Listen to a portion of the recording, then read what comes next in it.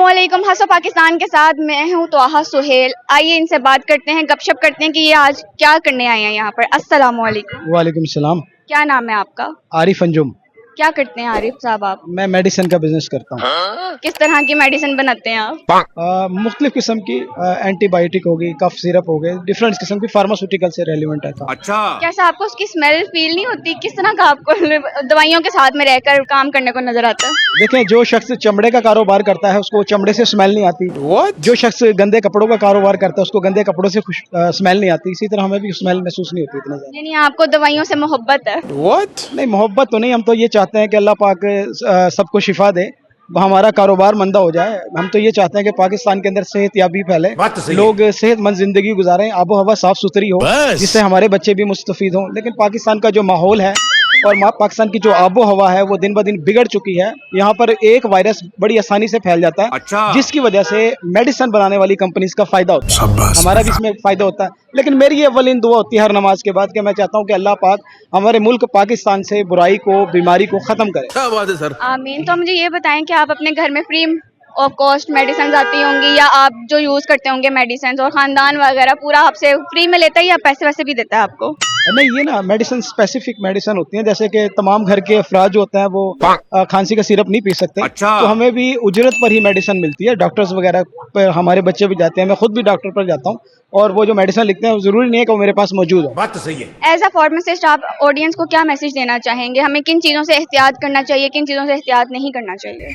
पाकिस्तान एक मंडी बन चुका है जिसके अंदर मैं ये समझता हूँ कि जो डॉक्टर हजरात हैं उनको ये सिस्टम नहीं चलाना चाहिए कि वो जो स्पेसिफिक मेडिसिन होती है जिसको स्पोर्टिंग मेडिसिन बोलते हैं, अपने बेनिफिट के लिए वो मरीजों को लिख देते हैं, जिसका फ़ायदा ख़ास तौर पर मेडिसिन बनाने वाली कंपनीज को होता है और दूसरे नंबर पर डॉक्टर्स को होता है। एक कम जो प्राइस का फार्मूला होता है वो हर किसी गरीब आदमी का हक होता है कि उसको लिख कर दिया जाए, ना कि स्पॉन्सर प्रोडक्ट लिखी जाए। इसके अलावा आप क्या, आपकी रूटीन क्या है? दिन में क्या करते हैं? आपकी क्या मसरूफियत रहती है इसके अलावा? पाकिस्तान के अंदर ना बोर तरीन एक लाइफ है। पाकिस्तान के अंदर स्ट्रेस ज़्यादा है, टेंशन ज़्यादा है। बात तो सही है। हर शख्स घर से लेके गली में, मोहल्ले में, चौराहे में, बाजार में, किसी भी शख्स से आप मिलते हैं तो माहौल के अंदर अल्लाह पाक ने कुदरती तौर पर सजा के तौर पर हमारे पाकिस्तान को एक स्ट्रेस दे दिया, एक टेंशन दे दिया, बात तो सही है। जिसमें हर बच्चा, छोटा बच्चा है चाहे वो बड़ा है, चाहे आप हैं, मैं हूँ, कोई भी है, कैमरा मैन है, कोई भी है, वो स्ट्रेस में अपनी जिंदगी को गुजारा है, जबकि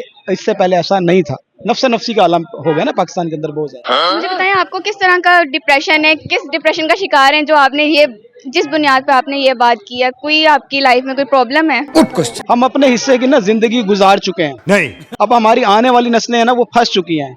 हमारे मुल्क के अंदर जो वडेरा शाही का बदतरीन निज़ाम फैला हुआ है। अब हाई एजुकेटेड जो स्टूडेंट होता है वो दर बदर के ठोकरे खा रहा है, धक्के खा रहा है।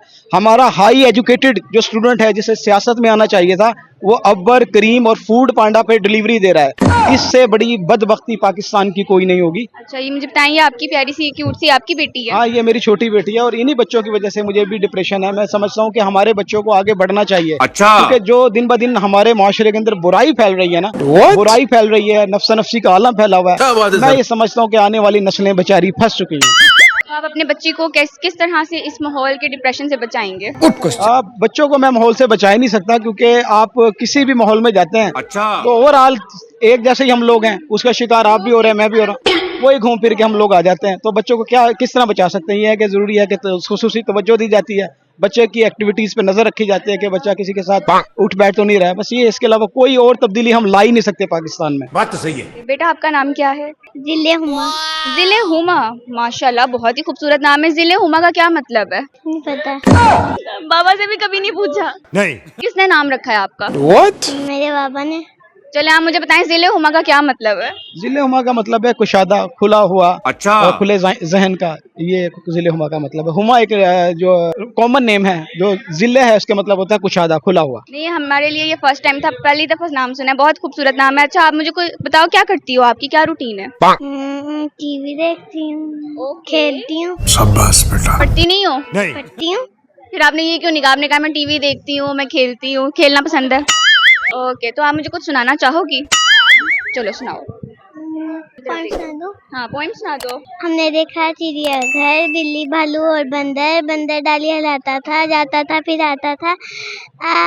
भालू का पिता है, गुर गुर गुर गुर करता है। तो बस चलें ठीक है, मुझे आपसे बात करके बहुत खुशी हुई, थैंक यू वेरी मच।